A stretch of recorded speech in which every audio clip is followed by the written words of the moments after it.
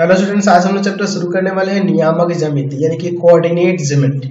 नियामक ज्यामिति कहिए या निर्देशांक ज्यामिति भी कह सकते हैं। निर्देशांक ज्यामिति, देखिए हम लोग जब ज्यामिति पढ़ रहे थे क्लास 7-6 से ही ज्यामिति हम लोग पढ़ते आ रहे हैं, तो वहां पे हमने सबसे पहले ज्यामिति की शुरुआत कैसे की थी? बिंदु से। सबसे पहले बिंदु की परिभाषा देखी, फिर हम लोगों ने सरल रेखा के बारे में समझा, फिर उसके बाद रेखाखंड समझा। ऐसे करके हम लोग कई सारी परिभाषाएं देखे और फिर हमारी ज्यामिति की शुरुआत हुई। अब आप कहोगे कि सर ये निर्देशांक ज्यामिति क्या है या नियामक ज्यामिति क्या है? तो ये वैसी ज्यामिति है जिसमें हम लोग बीजगणितीय तरीके से बीजगणित का उपयोग करके सब कुछ इसमें सरल करेंगे, सॉल्व करेंगे। ठीक है ना? सभी प्रश्नों को बनाएंगे कैसे? बीजगणितीय तरीके से। यानी आप कह सकते हैं कि नियामक ज्यामिति जो है गणित की वह शाखा है जिसमें ज्यामिति का अध्ययन हम लोग कैसे करेंगे? बीजगणितीय तरीके से, अलजेब्रिक मेथड से करेंगे। वही आपका नियामक ज्यामिति का, यानी कि ज्यामिति की वह शाखा या गणित की वह शाखा जिसमें हम लोग क्या करते हैं जी? ज्यामिति के बारे में, ज्यामिति का अध्ययन हम लोग बीजगणितीय तरीके से, अलजेब्रिक मेथड से करते हैं। वही आपका नियामक ज्यामिति होता है। तो इसकी परिभाषा आप ऐसे लिख सकते हैं कि नहीं कि नियामक ज्यामिति, नियामक ज्यामिति, नियामक ज्यामिति गणित की वह शाखा है, वह शाखा है जिसमें हम लोग क्या करते हैं जी? जिसमें ज्यामिति का अध्ययन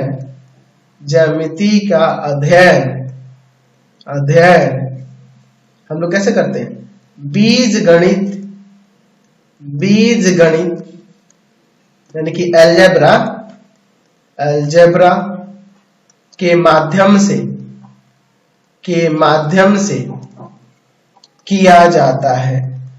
उसी को हम लोग क्या करते हैं? नियामक ज्यामिति या निर्देशांक ज्यामिति। समझ गए नियामक ज्यामिति या निर्देशांक ज्यामिति क्या होता है? ठीक है। तो इसमें जो भी हम लोग सॉल्व करेंगे वो हम लोग किस मेथड से पढ़ेंगे? अलजेब्रिक मेथड से उसको सॉल्यूशन करेंगे, सिंप्लीफाई करेंगे। तो इसमें हम लोग क्या क्या पढ़ने वाले हैं? मान लीजिए आपके पास दो बिंदु दे दी गई, इन दोनों बिंदुओं के बीच की दूरी क्या होगी? हमारे पास 3 बिंदु दिया हो और 3 बिंदुओं को मिलाने से यहाँ पर एक त्रिभुज बनेगा। इस त्रिभुज का क्षेत्रफल क्या होगा? ठीक है ना?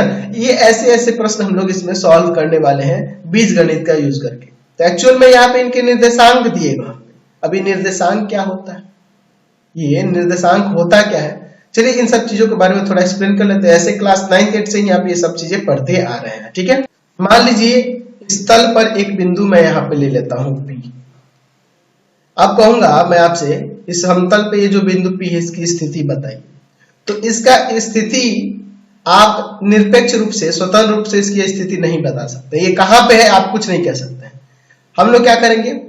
हम लोग किसी अन्य बिंदु के सापेक्ष इसकी स्थिति बतलाते हैं।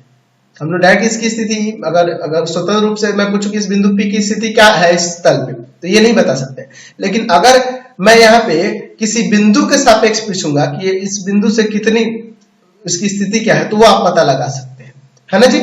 तो इसी के लिए हम लोग पढ़ते हैं निर्देशांक अक्षों के बारे में, निर्देशांक तल के बारे में, है ना जी? जिसे हम लोग कार्तीय तल या निर्देशांक तल कहते हैं। तो देखिए मैं यहाँ पर एक क्षैतिज रेखा खींच रहा हूं। ठीक है, क्षैतिज रेखा। तो ये जो क्षैतिज रेखा होती है इसको हम लोग एक्स अक्ष के नाम से जानते हैं। इसको क्या कहते हैं? एक्स अक्ष। ठीक है, एक्स अक्ष कहते हैं। और एक ऊर्ध्वाधर खींचता हूं इस तरह से, तो इसको मैं कहूंगा वाई अक्ष। क्या कहूंगा? वाई अक्ष। ठीक है ना जी?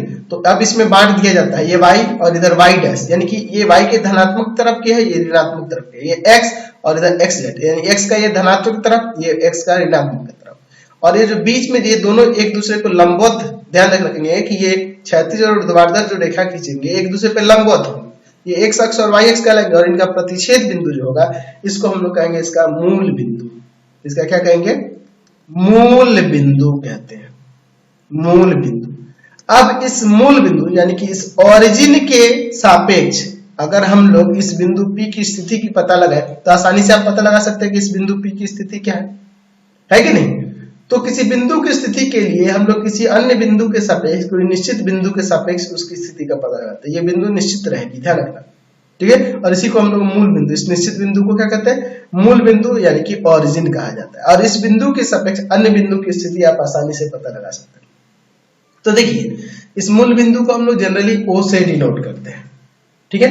अब देखिए ये जो पूरा हमने ये खींचा हुआ है इसको क्या कहेंगे, कार्तीय तल या निर्देशांक तल कहेंगे, ठीक है ना जी, कार्तीय तल या निर्देशांक तल कहेंगे। इसमें देखिए यहाँ पर हम लोग देख रहे हैं ये मूल बिंदु हो गया, यहाँ पे ये 4 भागों में बटा हुआ है और प्रत्येक भाग को हम लोग यहाँ पे क्या कहेंगे, चतुर्थांश कहते हैं।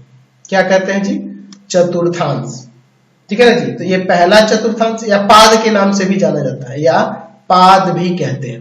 पहला चतुर्थांश, ये दूसरा चतुर्थांश, ये तीसरा चतुर्थांश और ये चौथा चतुर्थांश होता है, ठीक है। अब इस बिंदु की या किसी भी बिंदु की स्थिति दर्शाने के लिए हम लोग क्या करते हैं कि यहाँ पर एक क्रमित युग्म लेते हैं, पेयर लेते हैं, ऑर्डर पेयर लेते हैं, जिनको में पहला x होता है और दूसरा y होता है। यानी कि पहला x अक्ष वाला कोई बिंदु की स्थिति x अक्ष के सापेक्ष होगा और दूसरा y अक्ष के सापेक्ष लिया जाता है।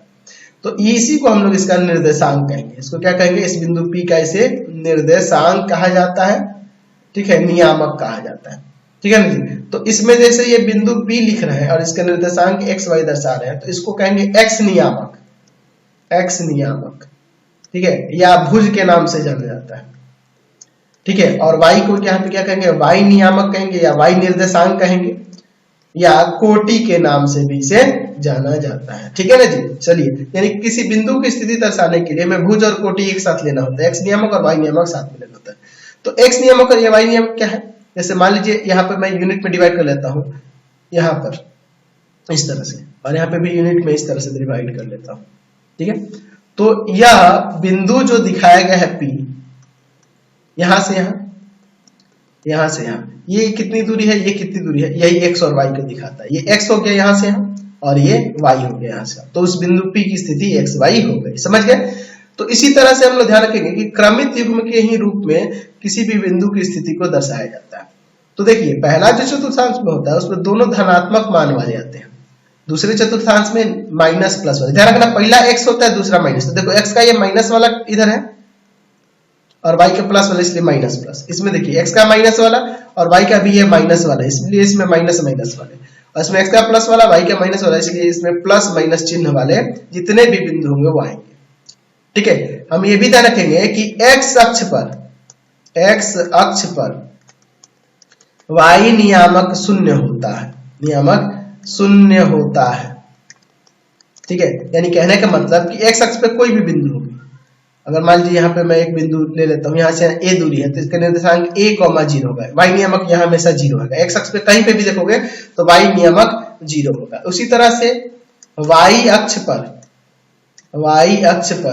x नियामक शून्य होता है, 0 होता है, ऐसे आप ये भी कह सकते हैं, कोई दिक्कत इसमें नहीं। और मूल बिंदु जो होगा, मूल बिंदु का निर्देशांक क्या होगा, x का भी 0 मान होगा और y का भी 0, तो मूल बिंदु का नियामक क्या हो जाएगा, 0 0।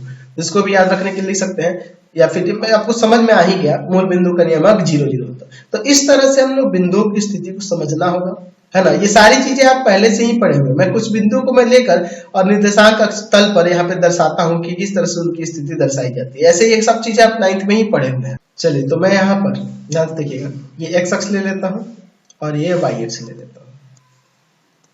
यहाँ लिख देते हैं x, इधर आपका x डैश, y और यहाँ पर ये y डैश, ये मूल बिंदु हो जाएगा, ठीक है। 1 2 3 4, ये यूनिट में है, कोई भी हो सकता है वैल्यू। 1 2 3 4, -1 -2 -3 -4, इधर भी -1 -2 -3 और इधर -4 हो जाएगा, ठीक है। चलिए, अब इसके बाद देखिए यहाँ पर क्या करते हैं। यहाँ ध्यान से देखिएगा, मैं यहाँ पे कुछ बिंदु ले लेता हूँ। A जिसकी स्थिति में 3, 0 लिखता हूँ, B बिंदु में यहाँ पे 4, 1 लिखता हूँ, C बिंदु में -3, -2 लिखता हूँ, D में एक बिंदु लिखता हूँ 0, -2, E लिखता हूँ मैं, मान लीजिए यहाँ पे लिख देता हूँ 2, -3। मान लीजिए इन्हीं 5 बिंदुओं की मुझे स्थिति दर्शानी है, कैसे A का 3 0, तो x का 3 है और y का 0 है, 3 0 यही हो जाएगा, ये बिंदु ये हो। 4, 1, देखो दोनों प्लस का है तो ये पहले पाद में आएगा, है ना जी, पहले चतुर्थांश में आएगा। 4,0, तो x का 4 और y का 1, x का 4 और y का 1, तो दोनों के सामने, इधर 4 के सामने इधर 1 के सामने, ये बिंदु B हो जाएगा 4, C -3 में दोनों माइनस का यानी कि तीसरे पाद में आएगा, x का -3 और y का -2, -3, ये रहा, यह C बिंदु होगा, -3, -2।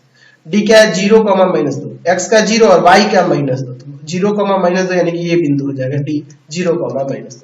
फिर x का 2 और y का माइनस, पहला प्लस का दूसरा माइनस का, तो ये किस में चला जाएगा, चतुर्थ में आएगा, पहला 2, x का 2 और y का -3, 2, -3। तो इस तरह से इस बिंदु E की भी स्थिति हमें पता चले। तो इस तरह से हम लोग बिंदुओं की स्थिति को दर्शा देते हैं। इनका यूज हम लोग आगे एक्सरसाइज में करने वाले हैं, इसलिए मैंने आपको बता दिया, और इसका खास ज्यादा यूज नहीं है, पहले से ही आप जानते हो, क्लास 9 तक नहीं पढ़े हैं। तो आज की क्लास में इतना ही रहने देते हैं, नेक्स्ट वीडियो में आगे देखेंगे। आपको हमारे 3 चैनलों को सब्सक्राइब कर लेना होगा। पहला है pathfinder classes Chhapra, pathfinder classes Chhapra. दूसरा है आपके पास भारती भवन रविकांत सर, भारती भवन रविकांत सर, रविकांत सर। और तीसरा चैनल है Ravikant sir RD Sharma solution, RD Sharma solution. तीनों चैनलों को सब्सक्राइब कर लेंगे। इससे रिलेटेड वीडियो के लिए सीधे डिस्क्रिप्शन में, इससे रिलेटेड नोट्स के लिए गूगल पे जाकर सर्च करेंगे www.ravikansar.in, और यहाँ जाकर आप सभी क्लासेस के नोट्स, उनके पीडीएफ को डाउनलोड कर सकते हैं, पढ़ सकते हैं। इंस्टाग्राम और फेसबुक पे जाकर पाथफाइंडर क्लास छपरा को लाइक एंड फॉलो करना नहीं भूलेंगे। Thanks for watching the video. Comment करके जरूर बताएं कि हमारे चैनल से वीडियोस आप सभी को कैसे लगते हैं। Thanks for watching.